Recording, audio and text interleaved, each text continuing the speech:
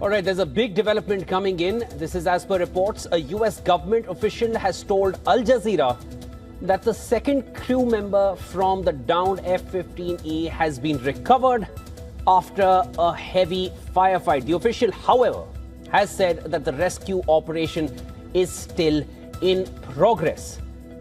And that creates a lot of questions as per these reports coming in from Al Jazeera. Let me quickly cut across to my colleague Jyotsna, who's joining me from the newsroom. Jyotsna, if you can help us break down this report coming in from Al Jazeera regarding what's taking place in Iran right now. All right.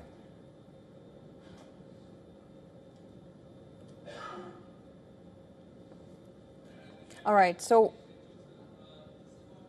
an official, however, has said that the rescue operation is still in progress, as reports are suggesting that a US government official has informed Al Jazeera that the second crew member from the downed F-15E has been recovered after a heavy firefight, but the rescue operation is still on. Jyotsna, if you can hear me, let's go over to you if you can take us through the breaking development. Absolutely. As you said, the rescue operation is still in progress. Now, this missing crew, this is all reports from the Al Jazeera that has said that the missing crew member is confirmed rescue, but they said that they're not safe yet. Now, the U.S. officials, according to Al Jazeera, or what U.S. officials have said to Al Jazeera, is that the rescue team must still successfully exfiltrate from Iran and get back to safety. So the fighting is still going on, according to these reports. Now, an American F-15E was shot down over Iranian airspace, and the U.S. troops managed to rescue the pilot, according to reports.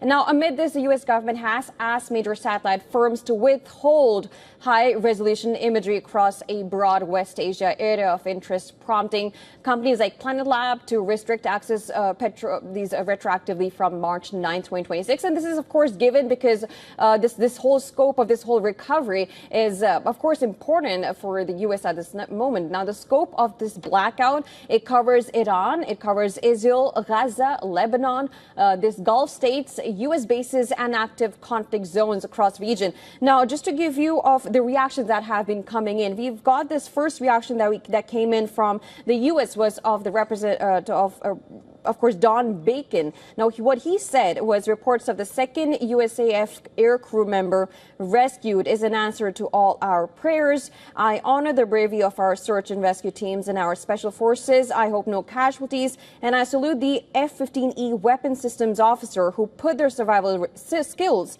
to work in a very dangerous herring situation. This is a comment coming from Don Bacon there. So what we know is that these are, and another reaction that we know of is of Elise Stefanik. Now, what the comment says, and this is, of course, on social media, these remarks have and first reactions have come in for this rescue, is that the breaking reports of safe rescue of F-15 WSO are profound.